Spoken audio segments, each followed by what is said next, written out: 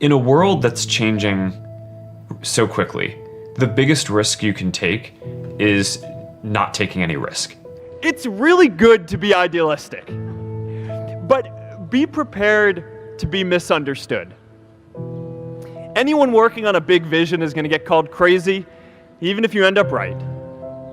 Anyone taking on a complex problem is going to get blamed for not fully understanding it, even though it's impossible to know everything up front. Anyone taking initiative will always get criticized for moving too fast because there's always someone who wants to slow you down. In our society, we often don't take on big things because we're so afraid of making mistakes that we ignore all the things wrong today if we do nothing. The reality is, anything we do today is going to have some issues in the future. But that can't stop us from getting started. So what are we waiting for? I just think part of learning is failing. So many things go wrong when you're starting a company, and often I think people ask, what mistakes should you avoid making? And my answer to that question is don't even bother trying to avoid mistakes because you're going to make tons of mistakes, right? And the important thing is actually learning quickly from whatever mistakes you make and not giving up. Right, and I mean, there are things every single year of Facebook's existence that could have killed us or made it so that it just seemed like moving forward and making a lot of progress just seemed intractable, but you just kind of bounce back and you learn, and nothing is impossible. You just have to kind of keep running through the walls. Let's do big things, not just to create progress, but to create purpose. Whenever it comes to, whenever you get yourself into a position where you have to make some big shift in direction or do something, there are always, people are going to point to the downside risks of that decision.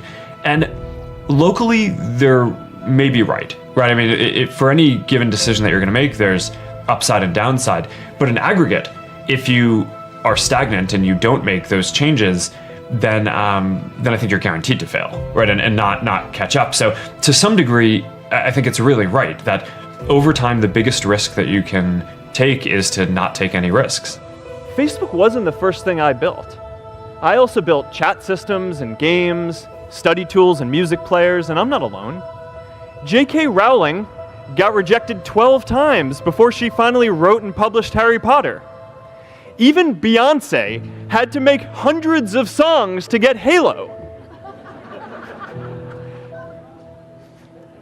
The greatest successes come from having the freedom to fail. Well, let me tell you a secret. No one does when they begin. Ideas don't come out fully formed.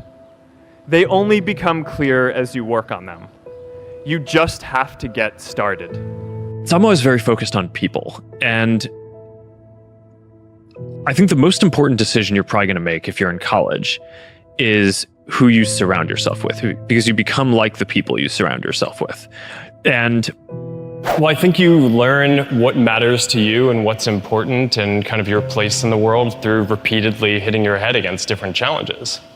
And I mean, I think that is that's the journey, right? I mean, that's the entrepreneurial journey. It's also, I think, part of the beauty of building things. And, but this is something that Jensen talks a lot about too, right? It's like, I feel like when you go to start a company, everyone kind of writes down what they would like their values to be, but values are not what you write down on the wall. It's like your lived behaviors. And you only really learn what you care about when you have to make hard trade-offs and face challenges. So, yeah, you learn the most important things through facing challenges. I spent a bunch of time analyzing and reflecting on why it was that we were even able to do it, because all reasons suggest that we shouldn't have been able to do it, right? Because all these other companies had way more engineering power and servers and time and money and all this stuff. And I actually think that this is a pretty instructive thing for anything that you want to go do, because this is the same property is going to be true for anything that you guys start, is that someone else is going to have more resources and be able to do it. The reason why I think we actually ended up being the ones doing it is because we just cared way more about it than everyone else, right? So there were always projects at some of these other companies that were these hobbies, but we always thought that it was this really important thing and really just like felt in our gut, in our heart that we wanted to do it. And early on, there were always these skeptics saying that, oh, this can't be a business. We didn't actually care that much about it being a business early on.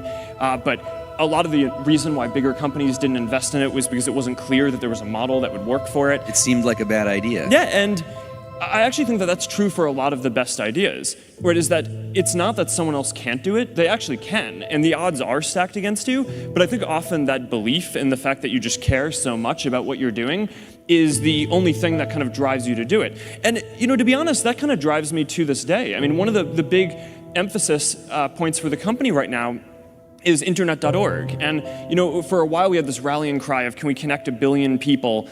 And when we started talking about that, we thought that was crazy, right? It was way bigger than any service in the world that had been built, and it was 10 digits long, right? It's like it felt crazy. We'd never get to that. But then the thing is, as we started to actually get closer to that, we took a step back and we're like, all right, well, our mission isn't actually to get 1 in 7 people in the world to be connected. It's we want to connect everyone. So it's a big issue that only around 1/3 of the people in the world have access to the internet, and that's something that we think that we can do something about. And similar to early Facebook, there's no business model around this. I mean, all the people who have all the money in the world, I mean, it's not necessarily a fair thing, are already the people who are on Facebook, right? It's in the first, 1/7 of the world. But we just believe really strongly. It's like, this is what we are here to do. This is what our company cares about. I care about it. The team cares about it. Our culture cares about it. So we're just going to keep pushing on it. And I actually think a lot of the reason why great stuff gets built is because it's kind of irrational at the time. But so it kind of selects for the people who care the most about it doing it. First of all, focus on it, right? I mean, I think you basically get what you spend your time doing, right? I mean, I want the company to build 3 products this year. I mean, we're going to work on a few others because people are interested in them, but those are the 3 things that I'm spending my product time on, right? You get what you put into it. If you spend 1/3 of your time trying to make the people around you better through getting better people, mentoring, getting them to be better, getting the best people in your organization into more impactful roles, then I think over time that just accrues and you get a better organization. I don't hire people who I wouldn't work for myself. I think that that's a really good heuristic because everyone knows this, there's this saying A players hire A players and B players hire C players, which is good people hire good people. Yeah. And I don't think that that's that informative, right? Because I mean, what are you going to say? To someone in your organization, hire better B people. player, you don't get to hire people. No. I mean, and I think a lot of the time the problem is you don't actually know, and sometimes you're trying to figure out how good someone is. If you didn't think they were good, you wouldn't have hired them. But the heuristic of only hiring people who you would work for tends to be pretty good, I think, because then it's then that right? It's I would not work for this person, then okay, I'm not going to stretch just because I need to fill a role today. When you're starting something, it's just kind of hard. You need to be pretty headstrong about it, right? And there are going to be all these challenges that come up. And I think the main thing that you need to do is just not give up, right? And kind of know what you want to do. And the best entrepreneurs who I've met don't really start companies because their goal is to build a company. They do it because they want to make a change in the world and help people. And I think if you kind of stay true to that, and if you just focus on kind of powering through no matter what the challenges are that will inevitably come up in your path, then you'll find that there are lots of tools that are available and a lot of people who will help you build what you're building. One definition that I have for a good team is a group of people that makes better decisions as a whole than would individually make as a sum of the parts. And I think most smart people like learning, right? And I mean, that's one of the thrills of starting a company, right? Is you're just, the learning curve can be so steep. And if you can set up a team dynamic where you're constantly learning from the people around you, then I mean, what's better, right? It's these are the people I wake up every morning and I want to go learn from and work from. Is that one of your heuristics for hiring people too, to hire people that you learn from? Yeah. And when building a team, you want to think about the dynamics, so that way you can maintain this property that the team makes better decisions as a group than any individual would. The more that we work on this, it actually seems like all the things that we think are going to happen sooner, and being even more ambitious has been more predictive over the last few years about where things are likely going to be in the industry. So I mean, we keep on, building, setting goals for our teams. Meta AI is we're right about 1 billion people monthly active using it across our apps. We keep on setting these goals for, what do we think is going to be the most used AI? What do we need to do? And we keep on passing them. And then like others in the industry keep on passing their goals too. And then we're like, we should have had even higher goals. Rule number 2 is always keep learning. I think that there are some things that you need to be able to do yourself. I think that that's a lot of the basic fear that people have around this. I agree with that. Is that while we're building these amazing tools, we get away from this self-confidence and ability of being able to do like this basic stuff yourself. So it's like, all right, you have a calculator, but it's still good to be able to do kind of basic math in your head, because there are a lot of things that come up throughout the day that you just want to have a general numeracy around, right? That often they're not expressed in numerical terms, but just in terms of understanding trends or understanding arguments that people are making, you kind of need to understand the shape of how numbers come together. And so I think one of the big debates is like, should we still teach our kids to program computers? Even though you're going to have these tools in the future that are just so much more powerful than anything that we have now to produce incredibly complicated pieces of software, I think the answer to that is probably yes, because I think teaching someone how to code is teaching them a way to think rigorously. And that even if they're not doing most of the code production, I think it's important that you kind of have the ability to think in that way. And I think it's going to just make you generally a better thinker and better person. So yeah, maybe that's like this generation's version of calculators. It's like, so you'll want to use the calculator, but you'll also want to be able to generally do without it. Other ones like language, I don't know. I mean, different people can come out. I mean, I think this is one of the interesting questions about parenting these days. Is like, is just kind of like what's important to teach your kids, and in an era where so much is going to change over the time that they're even in school. Language, I think you can make similar arguments. I think that there's a lot of, it's probably going to be less functionally relevant in the future to learn multiple languages, but it sort of helps you think in different ways.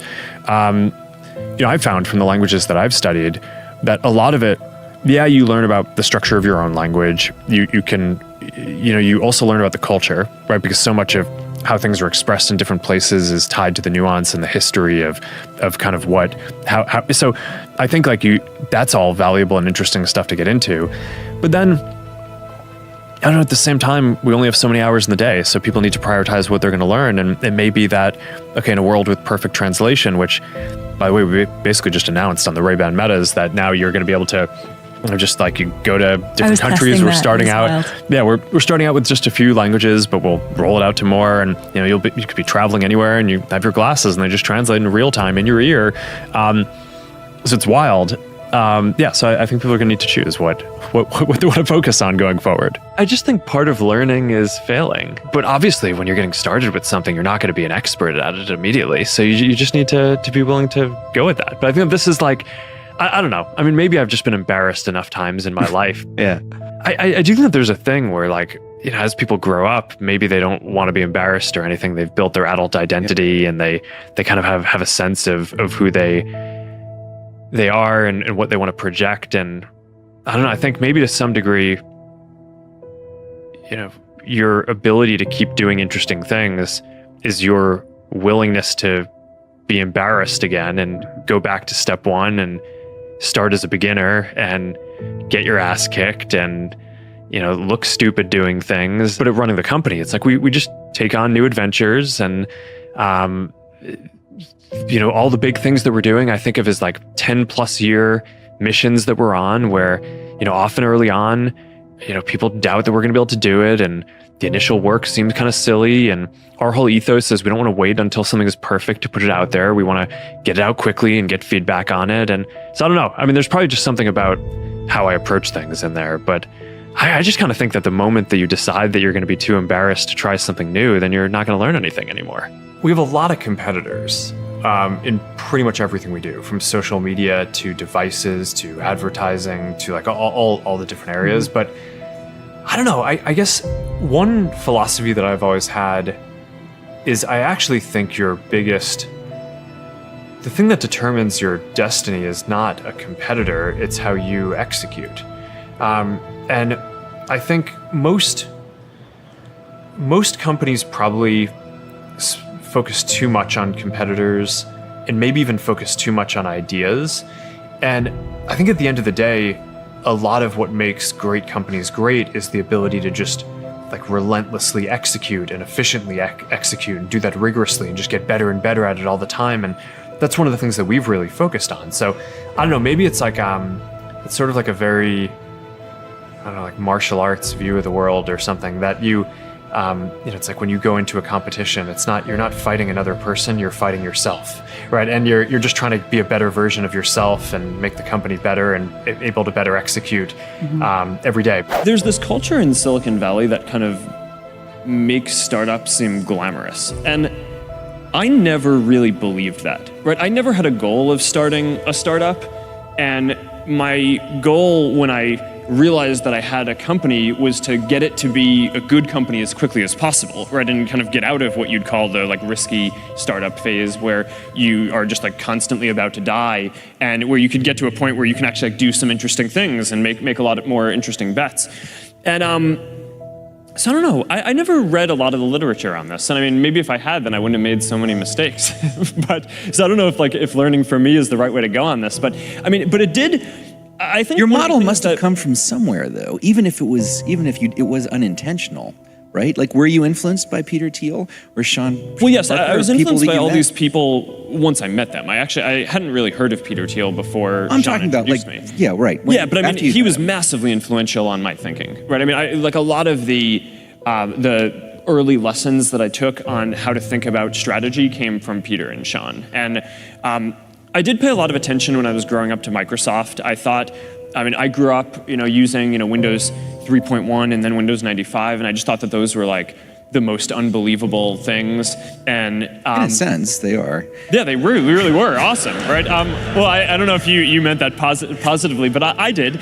And I thought, building this ecosystem was really neat, and that kind of inspired me, right? In the way that they built a platform, I kind of thought, okay, well, maybe one day, the tools that I'm building can be part of a broader ecosystem as well. Phase one is build a thing that kind of sparks some joy and that people appreciate. Then from there, you want to get to something that is retentive. So that way people who have a good experience with the thing come back and want to keep using it. And those two things they're not always the same. There are a lot of things that people think are awesome, but may not always come back to. I mean, I think some of what people are seeing now around like ChatGPT is part of that. It's like, I mean, this is like this level of AI it's like a miracle, right? It's awesome, but I mean, that doesn't mean that everyone is going to have a use case every week, right? So I think that first is like create the spark. Second is create the retention. Then once you have retention, then you can start encouraging more people to join. But if people aren't going to be retained by it, why would you ask people to go sign up for something, right? So kind of step one, spark. Step two, retention. Step three, growth and scaling the community. And then only at that point is step four, which is monetization. And I mean, we take a while to go through all of those. I mean, we're really in some sense only getting started on the monetization of the messaging experiences like WhatsApp now with stuff like business messaging. But took a while. 2 billion people use the product every day, right? So we scaled it pretty far. But I think with our model that sort of works. It wasn't so long ago that I was a student and sitting in a seat in an auditorium like you guys are here today, listening to. I remember very specifically this time when Bill Gates came to talk at Harvard, and I was just like, wow, how do you do that? But the trick is that the media likes to sensationalize this as if you have some Eureka moment or you are some singular person who can build something on your own, and that's just not how the world works. When I was in school, I built a lot of stuff that I just liked building. There was not a single moment when I had some revelation that Facebook was going to be awesome. That's not maybe how the media or movies or whatever would like to portray things. It's much less exciting. But the reality is, I think most services in the world that reach the scale that Facebook has, you start off building something that you care about, and you don't necessarily think it's going to be that big. I didn't. I built Facebook, the first version of Facebook, for my college community because I wanted to be able to connect with the people at my school. And I remember very clearly talking to my friends at the time and saying, how cool is it that we have built this community for our school? One day it's going to be awesome when somebody else builds this for the world, because something like this needs to exist for the world. But it didn't even occur to me that, my friends and I might be able to play a role in doing that, right? Because we were college students, right? I mean, we didn't have any, engineers to work with, or servers or resources or anything like that. And, there are these huge companies that deliver products for hundreds of millions of people, right? I always assumed that it was going to be like Microsoft or Google or someone would build this for the world. And what basically just happened is at each step along the way, we just kind of kept doing the next thing and growing from there. And there were teams inside these other companies that thought social media was important and were working on it. But there were all these different memes and narratives in the world. People would say, oh, well, this is just a fad. People are going to use it, but then they're going to stop. So, so a lot of the teams who were working on didn't take it that seriously, or, the higher ups in those companies didn't care, so they didn't get resources, and we just kept going and going. And then people would say, all right, fine. So maybe people are using it, but it's never going to make any money, right? I mean, social media doesn't make any money. And we just kind of kept going and going, and then pretty soon we had a service that was bigger than any of these other ones, and that kind of is how we are here where we are. There's no magic. A lot of times I think people just get afraid because often your dream is it seems like it's so far off, but if you just kind of focus on building stuff that you think is good and you keep on going at each step along the way and don't let people deter you from that, and you just really care about what you're doing and kind of don't give up at each step along the way, then I think that's how you build something good.